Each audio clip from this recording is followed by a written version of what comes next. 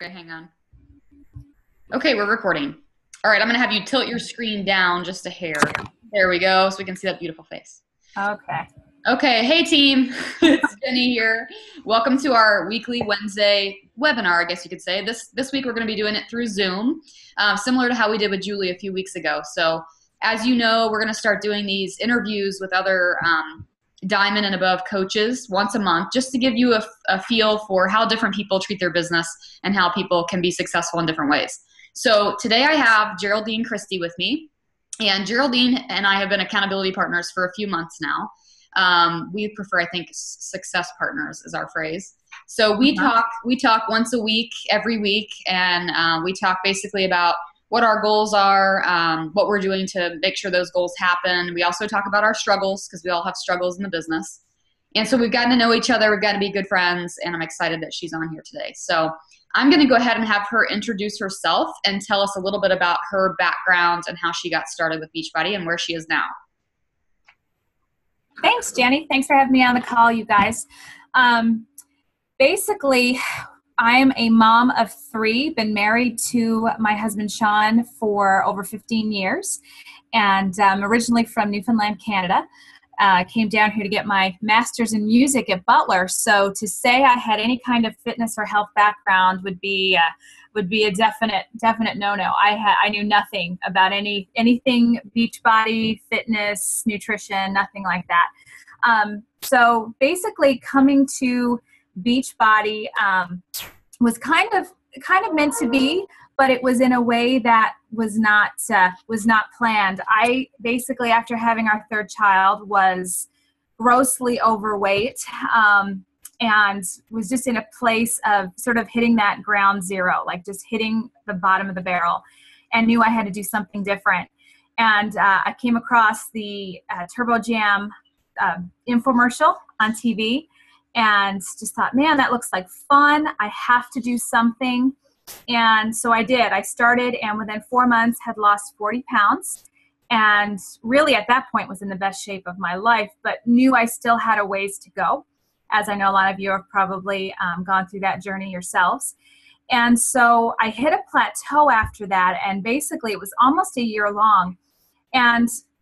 But I did get some confidence to start going to a gym. So I started going to a gym, and I was working out 2+ hours, 6 days a week, and just got a love for working out with others, got a love for some of the formats we were doing. Turbo Kick was the one that I fell in love with first, and decided that I wanted to get into fitness, and thought, well, if I can do this, other people can. So it was through getting some trainings in Turbo Kick, and Plyo at the time was long before the Plyo craze really came out, and Zumba and some different things, and eventually got certified in those, and found Shakeology through that whole experience. Added Shakeology in, and I lost another 25 pounds. So total was 65 pounds, and I was hooked. I had some digestive issues that not a lot of people talk about, right? It's not your normal dinner conversation. And so, but the fact that I had struggled with those since I had been a little girl, and doctors couldn't fix it. There was no type of medication that fixed it. I got on Shakeology, and they went away. Those troubles went away, never to return again. So to say I'm a lifer is an understatement. So basically, just business-wise, kind of experiencing that personal experience, which we tell our coaches is important, right? To be a product of the product. I just got excited. People were seeing the change in me and wondering what I was doing differently. And so my excitement rendered me a first check of $350 my first week, which was pretty exciting to get that purely from just seeing the results. I knew nothing about the coaching opportunity, nor did I want to. I told Julie I wanted nothing to do with it. Became Diamond in 5 weeks. Again, had no idea what I was doing at all. So that was a total fluke. So I played with it off and on. You know, if you've ever listened to or read GoPro, when he talks about like hitting it big and then all of a sudden like you lose everything. I have done that several times, right? Because I really didn't know what I was doing. And so about January of 2012 was when, and April 2010 was when I started. So right around when you did, Jenny. Yeah. Right about the same time. So about January 2012 was when I thought, you know, I need to take this seriously. There is some potential here, and I'm really liking this whole opportunity. I've got to take this more seriously. So that's when I did. And between then and now, I mean, I'm a lifetime 3-star, not currently, because again, I had lost Frank. So just to know that does happen sometimes. So currently a 1-star, but I have goals of 10-star elite. So, you know, basically to look at where I was then to where I am now, and as a business perspective, even though I haven't come near the goals I want to hit, I mean, I'm making more now than I did teaching school, because I was a music teacher. I have a master's in music, and I make more now than I did teaching school full time. So to say the potential is there is definitely the truth. So that's kind of where I came from. Awesome. I love that. I love the honesty there. Okay, tell us what then, I mean, obviously you've been 3-star diamond, you're a star diamond coach, you've got a growing team, you have a lot of star diamonds in your downline. So what do you attribute most to your success as a coach so far? I think number one is passion and love of people, because there are a lot of, if you want to call it network marketing, companies out there, lots of products, lots of business opportunities people can be involved in.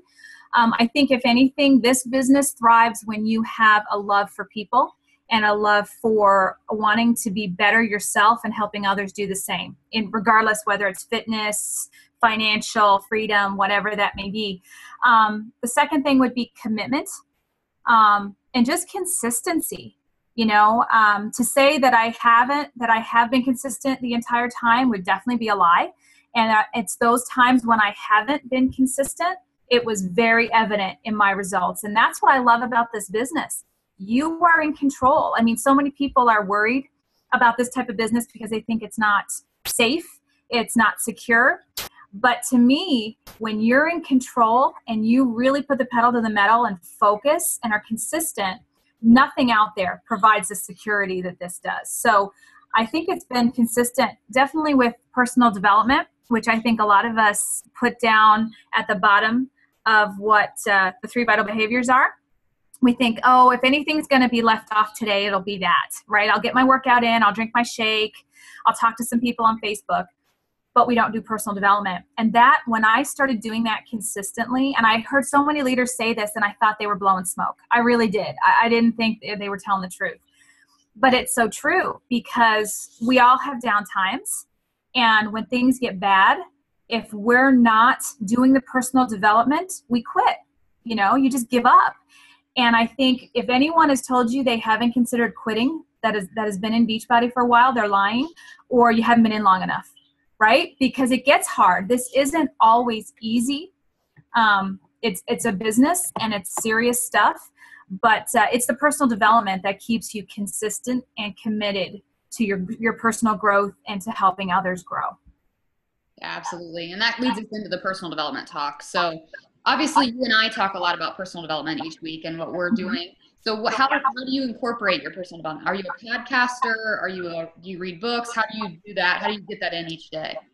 I will be very honest and tell you I hate to read. I do. After going to college 7.5, 8 years straight, reading I did not do for fun. I watch movies for fun, right? Maybe I shouldn't say that, but it's true. But I get a lot of my personal development from audio, and I'm going to pull up my phone and show you here. I live and die by 2 things: Audible and podcasts. I love, because I can listen. My plan is when I get up in the morning, after I do my few things that need to be done with my family, basically I get my workout in and I do my spiritual, my Bible study fellowship or devotion time, my prayer time. I start with that because I can do that in my workout clothes or my jammies, right? I do that. And so that is my reading. And that is when I sit down and read and focus and take notes. But then I get my shower and I put this thing in the bathroom. And so while I'm getting ready, usually it takes me 30 minutes if I'm taking my time. And I take my time so that I can get in a full podcast, usually half an hour-ish podcast. And then any other time that I'm doing laundry, because I am a stay-at-home mom, even though my kids are now all in school, I still stay at home. And I'm able to listen. So sometimes I'll listen to 2 hours of personal development. Sometimes it's only that 30 minutes, but it's a minimum 30 minutes. And I always do my spiritual time. So for me, I make sure that I get in one podcast a day. So, and like you and I think we had sort of similar goals with doing 365 podcasts this year, which was one a day. And my goal is to do one book a month. So, and then that's audio for me because I tend to get those done faster. And then I also try to incorporate, whether it's monthly or quarterly, some sort of development program that's just a little bit higher up. So I paid a lot of money. It was close to $1,000 to do Darren Hardy's Insane Productivity. You know, a lot of successful people talk about really putting some money into their personal development and not just a couple dollars for, you know, for an audiobook or whatever, but some serious, you know, investment in yourself. I know I've heard Shalene say that. So I also just purchased a few weeks back her confidence club, her Courageous Confidence Club. Just starting that, I wanted to finish up. I did Push again with my team in January. This month we're doing Eric Worre's Go Pro. I've read it. I have the book and I also have the audio, and I'm kind of walking it through with them. So just trying to do these different programs as well. Do I do them all at once? No, I'm spreading it out. But that's just sort of, I try to make a plan, have that personal development plan for the year, and know that I'm going to have little snippets each day. Overall, this is how many books I want. And then I have a few different programs that I want to complete throughout the year. Right. So big stuff. It's really big part of my day. Yeah, I couldn't agree more. And that's, you know what, and what I found, and when I talk to a lot of other leaders, they say the same thing, which is, I mean, I've told my team this before. I feel like I would never have been the person to be caught dead in the self-help section of a bookstore. Like, you were never going to catch me there. I was an English major in college, so I didn't want to read ever again. I was so sick of reading books. But I don't know. I think it was The Slight Edge by Jeff Olson is what completely sold me about learning about myself. I felt like, you know, all through college you learn about every subject under the sun, but we never really put a whole lot of attention into ourselves and making ourselves better. And so I really do, as cheesy as it might sound to those listening, I really think personal development is so key. And it doesn't matter if you want to read it, fine. If you listen to it, fine. Whatever. So of everything you mentioned, what would you say would be your top 3 must, whether it's a book or audio? Like what are your go-to podcasts, for example? Oh boy. Well, I wrote down books. Podcasts, there's so many. Gosh. Well, if I were to, wouldn't be able to put a particular episode, but I love Shalene, the Shalene Show is one. From my story, she was the one that changed my life physically at first. So I just connect with her on every level. I just love her on every level. So the Shalene Show is one of my favorites. I also like Entree Leadership, and I like listening to Amy Porterfield. I have to sit down when I listen to her because it's so technical with things that I'm not good at, which is okay, right? Outside the comfort zone. Right. But because I'm trying to get better at, like I'm having a website created and trying to work on improving, you know, doing a newsletter and getting better at that. And she's so good at talking about those things. So I love to listen to her. So those would be my 3 podcasts. The 3 books I would recommend, besides the obvious with Eat That Frog, The Compound Effect, and Go Pro. Those are sort of ones I think everybody recommends. But ones that I've really liked are The Go Giver, very quick read by John David Mann and Bob Berg. Go for No by Richard Fenton, and Start by John Acuff. I love those. Yeah, those are great. They just put you in the right frame of mind, and that's something I talked to my team about today in a video that I did for GoPro, sort of like sharing my takeaway from the first chunk that we've been talking about. And it's just that it's our mindset. It's our belief system. And I think we portray onto people what we feel, what we believe. If we're afraid of something, that's almost always what we attract. Mm-hmm. It's that objection. If you're afraid of a price objection because you think Shakeology is too expensive, that's what you're going to hear, right? So it's having just changing our belief system and our mindset. And I think those books really do that in a very step-by-step, easy to follow way. Yeah. really good takeaways. Yeah. Awesome. Okay, so we've talked a little bit about passion and passion for the business. Obviously, you have that. I think all leaders that I've ever met do. We have that belief system in not only the products but in what we're doing as coaches. Yeah. So the official question here is, how does passion play a role for you? How does passion play a role in success? So what would you say to people, looking to make this a business, about how passion will play a role for them? Well, I think especially with Beachbody, it's huge because you can't fake it. Um, you can fake. I've often told coaches or people learning to instruct classes, you can fake it till you make it, right? Like you can fake confidence, you can fake knowing what you're doing, and just but I don't think you can fake passion. I don't think that translates well if it's not there. And so if you don't care about people, or if you really don't care about health and wellness, you're just kind of in it for the sale or for the money, or you think it's a quick fix, which it's not, then it's just selling. It's just another job. Go sell vacuum cleaners. I mean, you're going to have the same results, really, if you don't care, I think passion makes it a way of life. It becomes part of you and what you do. It's who you are, and everyone benefits from your sharing, not selling, but from your sharing. So I think passion is it's key, and it can't be faked. Yeah. Okay, so you've mentioned, obviously having some obstacles in your business, as we all do.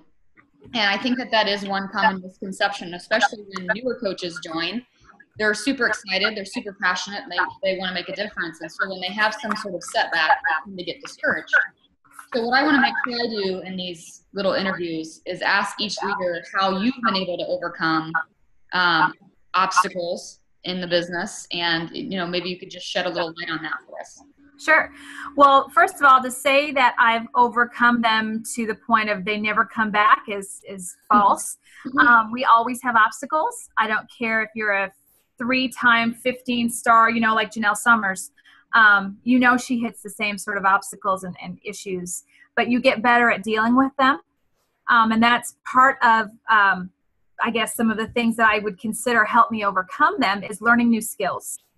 You learn to become a professional. Again, like the book Go Pro, you learn a skill set because this is a true business, and you learn a skill set, and it helps you to overcome different things you're going to come across. Some of them being how to overcome objections, how to talk to people in a way that everyone's comfortable with, right? Because I think that's one of the biggest fears with this business is that we're worried what people are going to think about us. We have that fear of rejection or the fear of someone thinking we're weird or pushy, right? So learning new skills has been something. Coach Basics, of course, is part of that, right? Learning the right skills to do that. Having an attitude adjustment, I think, is a big part of it, because so many of us, when we fail, and that's a part of success, is failing forward, hopefully. When we fail, it's so easy in human nature to blame other people, to blame your upline, to blame Beachbody, to blame the person you were talking to about the business or about Shakeology. We make excuses, right? And play the blame game. When I had that attitude adjustment and realized the only way to get better is to change me. It's the same thing in a marriage, right? Or a friendship. You can't look to go, I mean, we do sometimes, go, okay, how can I change my husband, right? Like he's doing this, this, this, and this. But when we really look at ourselves and we go, okay, I need to change these things. I can only change myself. I can't change Beachbody. I can't change what's in Shakeology. I can't change the price, and you look at how can I be better in this scenario? When we do that, everything changes. Your attitude changes, how people respond to you changes. It just makes a huge difference. And then, of course, learning how to ask questions. And I think some people are afraid to ask questions because it's that fear. What is my upline going to think? Are they going to think I'm stupid? Are they, is that a silly question? But no, reach out for help. And when you need to, lean on a success partner. And not even when you need to, you just should, right? Like Jenny and I've learned so much from Jenny that I can't even put into words. When you get the right success partner, it's just priceless because they help you be better. They help you. There's no jealousy. There's that I want to be better. I don't want to be you and she doesn't want to be me, but we want to help each other be better. And even though financially she doesn't help me, I don't help her directly, us being there for each other really it's huge. It's a huge thing. So having that success partner, I would say, has been a big deal for me. And then just simply finally staying plugged in. People who think they can do this on their own, it kind of resorts back to that. You're wrong. This is a people business. And I can't, we'll talk about this in a bit about hitting diamond, but you can only go so far in this business on your own.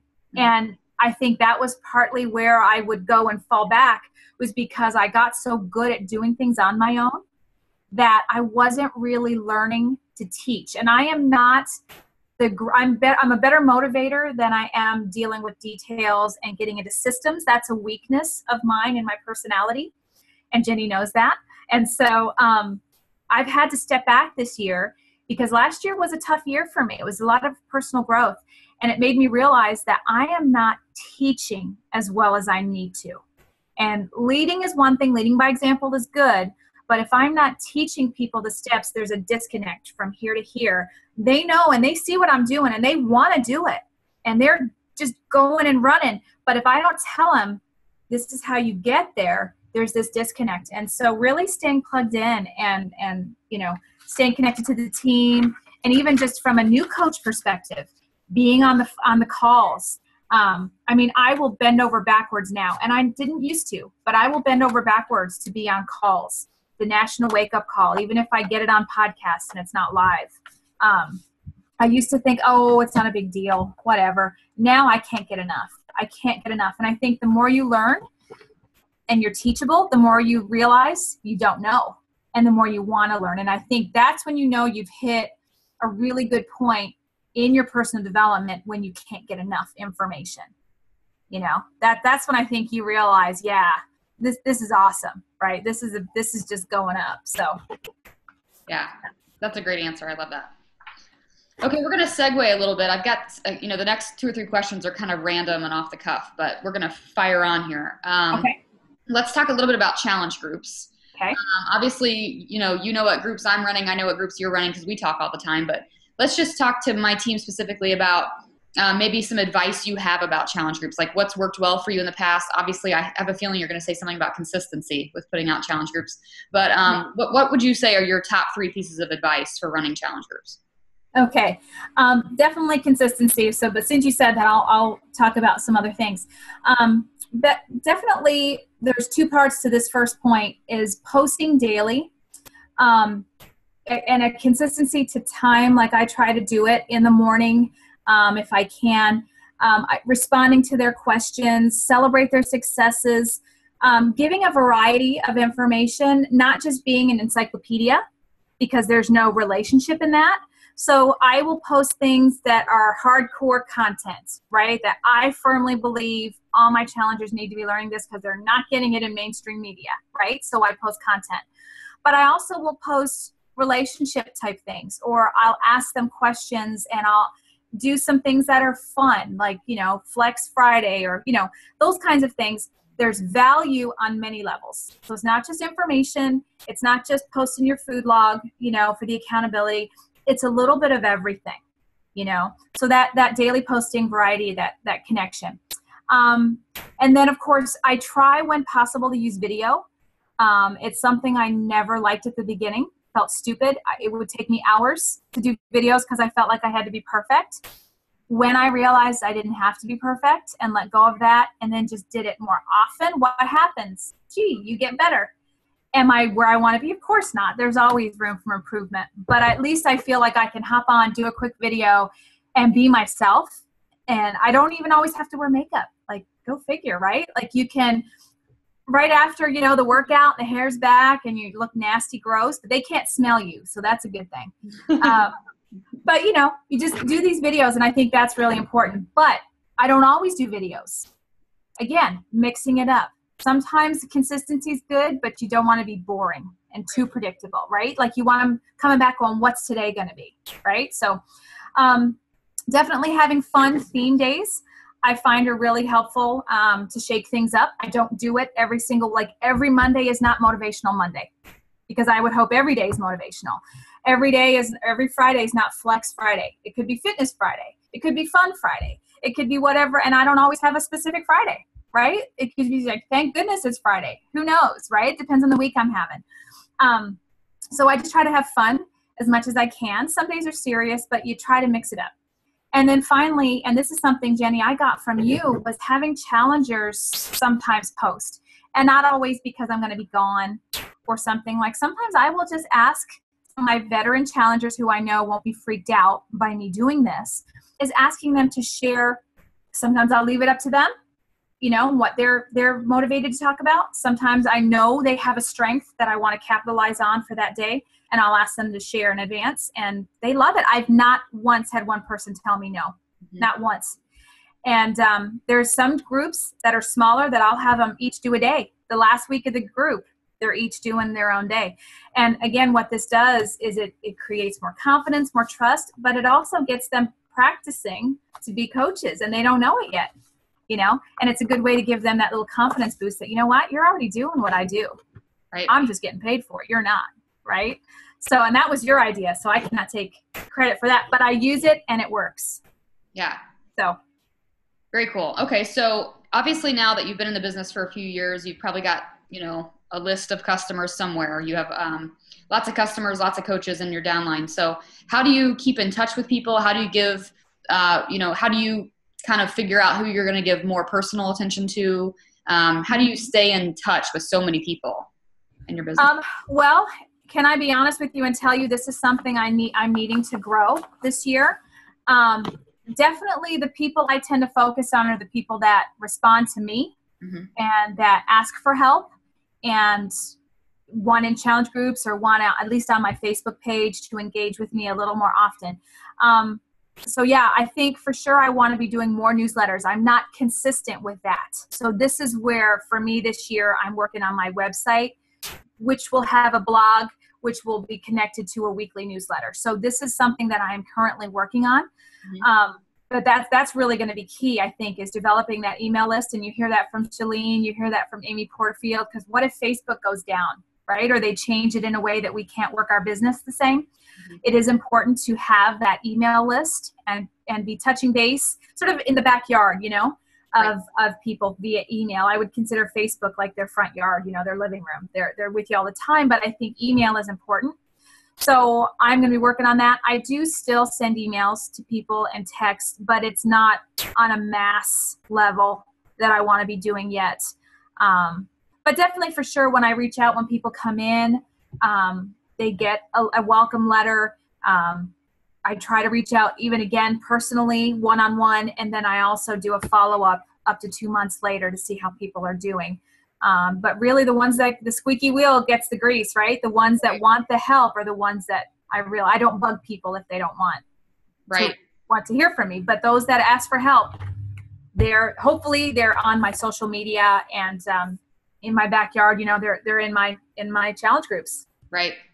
Yeah, I remember one time, this was several years ago, I forget who it was, someone had asked me how I would, because I was not Julie Boris's, originally, I was not her personally sponsored coach, but I was being included on a lot of trainings that she was doing and stuff like that, and I don't remember who it was that asked me, but somebody asked me how I was able to get in with that stuff, and I was like, well, I just asked, and I think a lot of people don't realize, like, your leader, whoever it is, doesn't just hand choose you, right? Like if you put forth the effort and you put forth the desire and you say, I want to do this. I'd like to have a meeting with you, Geraldine. You're going to say, yeah. And you're going to schedule the meeting because you want to work with the willing, in other words. And that's exactly what happened to me when I was looking for a mentor. I reached out to Scotty Hobbs and I was in several of his groups and asking him questions and seeing how he did things. And my style is very reflective of a lot of what I've learned from him. It's not exact. I mean, I still do my, my way. And, but yeah. And why did he come looking for me? Of course not. I'm not even in his downline at all anywhere, but it was something like I just asked. And, it was a way he was able to help me that, he was able to with his time because, he has a big downline. Right. But it was great. And like you said, you just have to ask. Yeah, for sure. Okay, so let's segue more to talking about Coach Basics and rank advancement and stuff like that. So you've obviously led Coach Basics groups in the past. What are your thoughts on Coach Basics, and why would you, emphasize the importance of Coach Basics or completing a Coach Basics program? Well, first of all, how important is it? It's vital, non-negotiable. If you're at all in any level wanting to be a business coach, even on just a small level, like I just want to pay for my Shakeology, you really need to learn how to do things right, because there is a wrong way on approaching people and running your business. And I really believe that we have gotten to a point with our businesses that we've pared down Coach Basics to our style, to what our coaches need, and we sort of have a good system going. And they really are, this business is not a typical network marketing company. We have that compensation plan that can be similar, but we're different. And I really think that Coach Basics is a way that we teach people those differences, so that they are sharing and not selling and all that good stuff. In Coach Basics, some people might think, oh, I can do this on my own. I just need to know how to set up my website and whatever, And that's the thing. Yes, you learn some of those, what I would call pre-basics, right? Like you learn how to set up your website and where the Coach Online office is and how to order and things like that. But you learn how to share. You learn how to grow your list. You learn how to develop skills, real skills, that could take you months and years to develop on your own. And we've seen coaches out there that had no leadership that created successful businesses. So to say it's not possible, I would be lying. I'm sure it is. But why reinvent the wheel when we can tell you in basically 2 to 4 weeks, depending on how quickly you run through the modules, right, how to do this stuff and to take it and grow. So to me, it's non-negotiable if you at all are considering making a penny with this business. Right. Yeah. And that makes me think about, you and I are kind of, we've been in the business since they didn't have challenge packs, which is funny. I know. Yeah. But, I think about it too. And I think the first time I ever ran a Coach Basics group, I remember thinking, I wish this would have existed when I started, because every single thing in each of those modules are things that I had to self-teach myself. Yep. You kind of learn through experience. So, there are days where you're like, this is so mind-numbingly boring. I know how to make a Facebook group. But there are other days that are really enlightening. So I agree with you completely. So, okay. So one thing that you and I have talked about this as well, but one thing that I'm kind of shifting our focus toward for Body Electric this year is kind of increasing and kind of setting higher expectations for our team. Last year, we really drove home the importance of Emerald rank. Obviously, Emerald is pretty non-negotiable. You get customer leads, credibility, you get that cycle bonus. But this year, we're kind of upping our game a little bit. So last year, we focused on it. We had 14 increased rank to Emerald. So this year, our focus is on increasing everyone on the team to Diamond, because Diamond really should also be non-negotiable for those pursuing the business. So let's talk about that. What are your thoughts? Well, really, I guess 2 words. 3 words. The game changes. It's a game changer to become a Diamond coach. Now, when you hit Diamond, does it mean all of a sudden you're a millionaire? Of course not. There's different levels. I mean, you can be an Emerald making good money, not as much as Diamond, but you can be a Diamond making very little if you're not growing the business. But really, that's the pivotal point where you're serious and where all of a sudden it's not just you, because now you're a leader. That leadership opportunity, now it's about your team. And this is what I talked about, how you can do so much on your own and then you hit a wall, because after that, it's all about other people. And that's what I love about this business and why personal development is so important. So, like we've said, you start to reach further. You can only reach so many people. Even if you're amazing and you're a social media guru, you can still only reach so many people. It's like having that extension of yourself, when you teach the right things and then those people reach out and teach the right things, all of a sudden it's just exponential growth. And so being a Diamond, that's where it starts. So obviously, like you said about the credibility, I mean, looking at our company, there are less than 10% of our company are Diamonds or above. Less than 10%. So that's leadership. That's credibility. That's huge. Not just status, but that means something. You know, that's something that's to me is an honor to be a diamond. Mm-hmm. And then, you know, like I said earlier, it's an increase in income.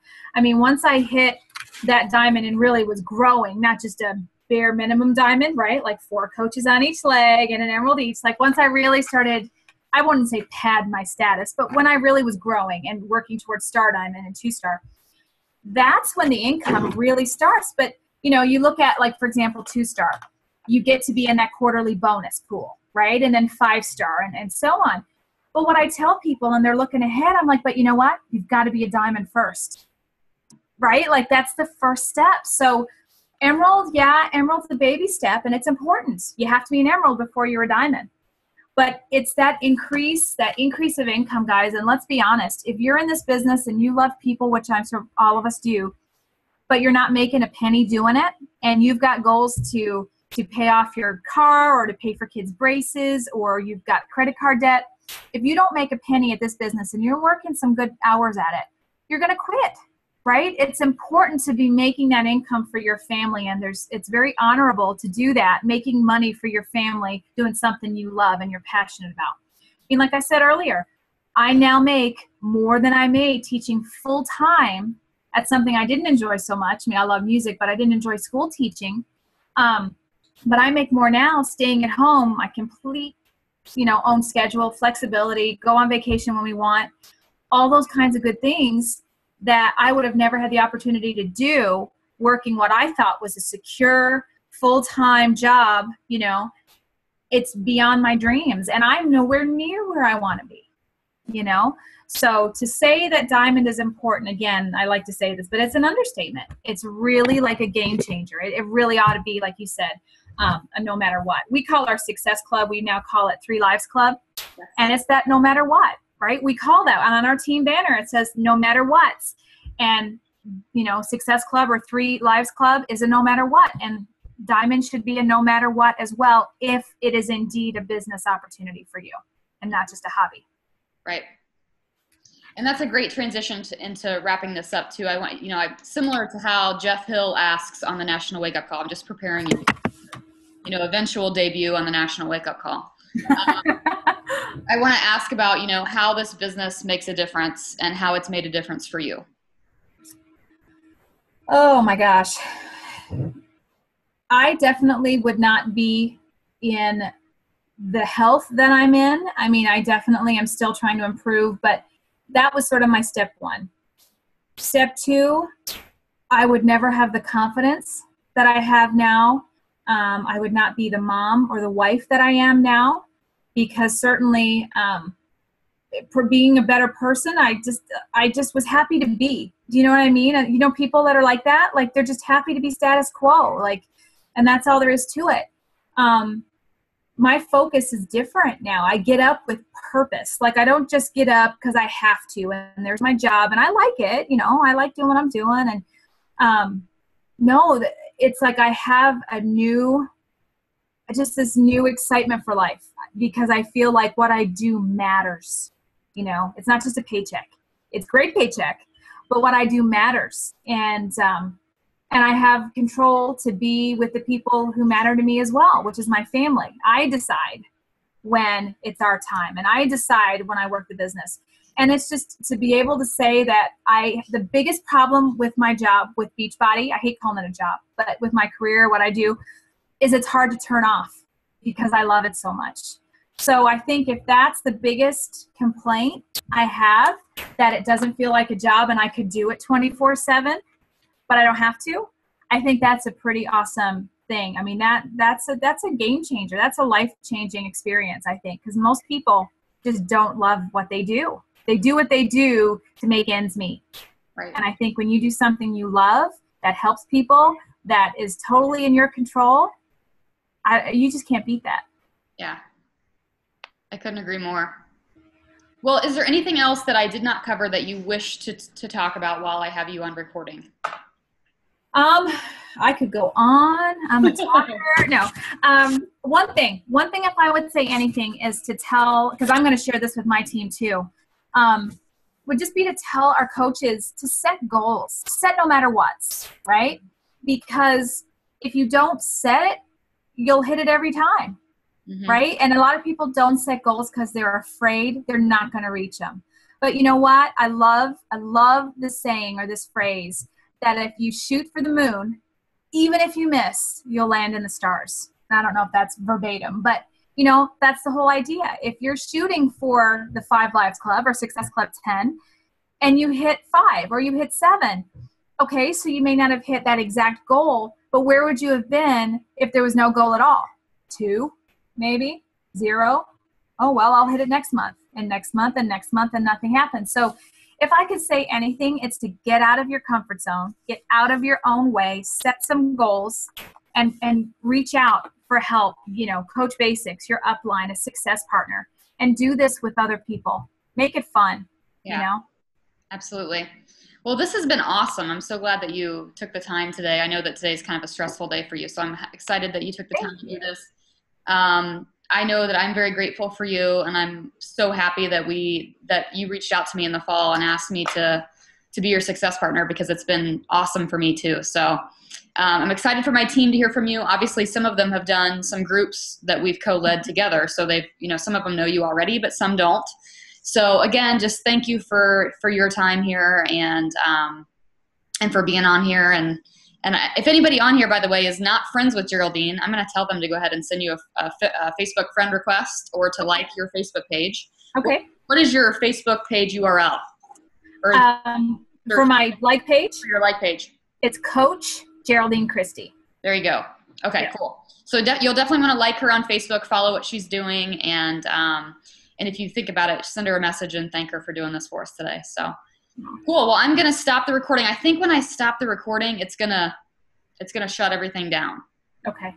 So thank you. You're welcome. Thank you. Just send me the link when you're done. I will. I've got to upload it to YouTube, so it might be later tonight, Awesome. but I will. No problem. Cool. Okay, so we'll plan on talking next week. Sounds good. All right. See you guys. Have a good day. Thanks, guys. Bye. Bye.